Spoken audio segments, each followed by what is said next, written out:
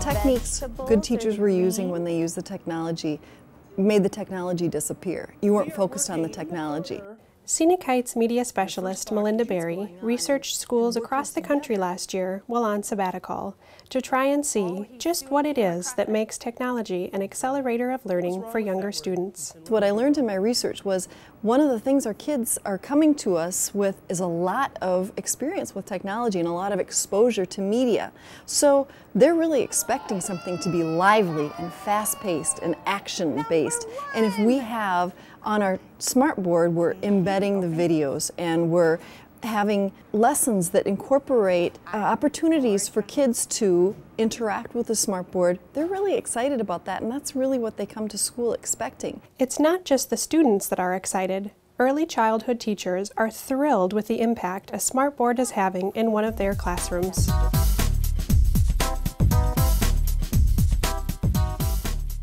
After playtime, it's time for motor room. Motor room, good.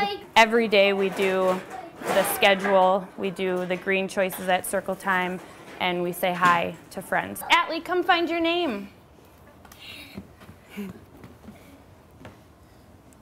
Dylan. Dylan, go say hi. Hi, Dylan. Well, before our circle times were probably like 10 to 15 minutes, and now I can hold their attention for sometimes even up to a half an hour. So, I mean, they're definitely, they get to come up and do things, and then they also get to hear things on the smartboard and see pictures on the smartboard. How many snowmen?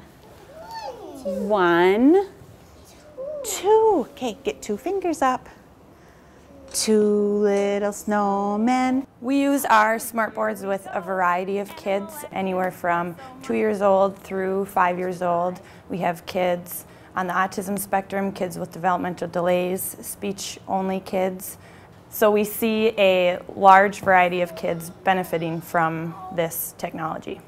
A lot of our kids are going to be moving into classrooms that have smartboards in them, that are typical environments or typical classrooms. And if our kids can come in there with already exposure to a smartboard, already seeing it and using it, you know, that's just going to make them one step ahead and help them be successful in an environment that would have been more difficult for them hadn't they had that exposure early on. Minnetonka is one of only a handful of districts in the state that is using smartboards in its early childhood classes, which is preparing students for what they will see in kindergarten.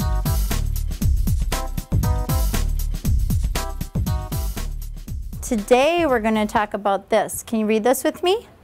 Eating healthy foods. The smartboard has just made it so much easier to use as a large visual. The kids are much more interactive, which I think sustains their attention in kindergarten, makes them more involved, and I think they learn a lot more by using the smartboard. Okay, that's turkey. What is turkey? What group, Darian? Is it fruit, vegetables, meat? Oh, he's got it. Look at, he knows. With those early learners, they need that concrete learning. They need that active learning. They need to be active participants, and they need it to be authentic. Yep, there you go. Very good. Apple is a fruit. Finn, which one would you like to move? They love the smartboard. They always get excited when we say, oh, we're going to use that. Go to your smartboard spots. They get really excited and motivated, and you can see they're all eager to use it and to have their part up there. Oh, that's one of my favorite kind of breads. Excellent picture, too. I just wasn't sure how much I would use it because I felt like I've been teaching kindergarten for so long. I had my strategies already in place, and I thought, oh, this is going to be more work for me. It actually has made it much easier, and I think it's just made it more motivating for the kids, and they've learned a lot more with it because they've been more interactive, more involved in the learning. Just a few years ago, there was very little technology in kindergarten, first and second grade classrooms. But after piloting the program for a year, smartboards have found their way into every K-2 classroom.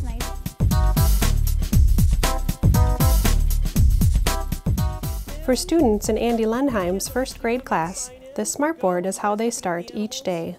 Good morning. Hey, how you doing, everybody? Good to see you. Make sure you sign in today.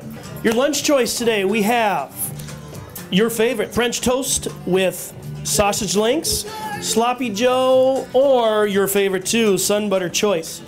I think it's important to integrate the technology because of the interaction. The kids like to touch, they like to do things. The things that I can put on the big screen, I just can't duplicate by just lecture and talking. See, and there it says Tokyo Disneyland, so it'd be interesting to ask Yuki if she's ever been there. Well, the idea is just to expose them to other places around the world, and rather than just tell them, well, yeah, Japan on a map, this is where it is, you could take them there, you could show them what's there. Yeah, we'll fly by like an airplane.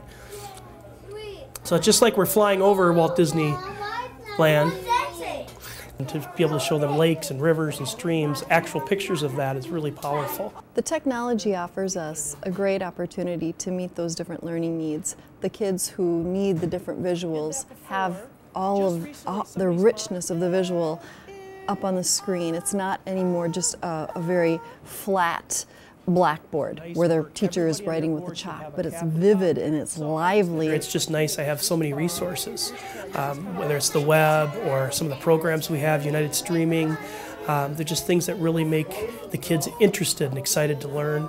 These technology tools are not only available in classrooms, but also in computer labs, where students will spend a few hours each week learning and exploring.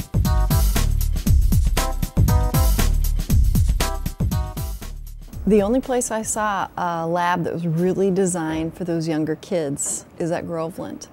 I read a lot of research that talked about how we need to have labs that are ergonomically designed for the young kids. My particular class uses the lab about 3 times a week, and it's just fabulous, just fabulous. And how did you do your pictures? I went on to KidPix and I drew pictures. It's absolutely conducive for primary kids. I mean, if you notice, I mean, for me, you know, I'm an adult. It's a little harder for me to type because the keys are much smaller. But it's great for the kids because they have comfortable chairs that they can sit on, and the size is just perfect. I think it helps them a lot because you can see the results immediately. And for example, with this Math Facts in a Flash, if they're having difficulty, I can just go on the computer, immediately look and see where they need some help, and I can go and just help them and guide them. Let's go back to Math Facts in a Flash for just a minute, okay, honey? Let's do one more, okay, honey bunch? But the problem is when you're doing it in the classroom, you can't differentiate as much as you can in the computer lab. Because if you walked around, you would notice that my kids are all at different levels based on what their needs are. You know what? It's unbelievable. I've been a 4th grade teacher most of my teaching career, and what these kids know today is what my kids knew 20 years ago. It's just unbelievable. It's unreal.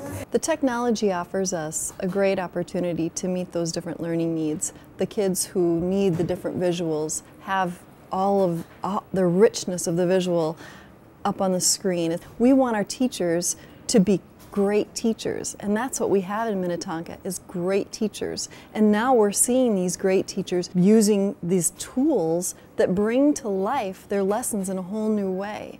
And that's what we need to support, is great teachers using technology to make their teaching even greater. Yay, Shay!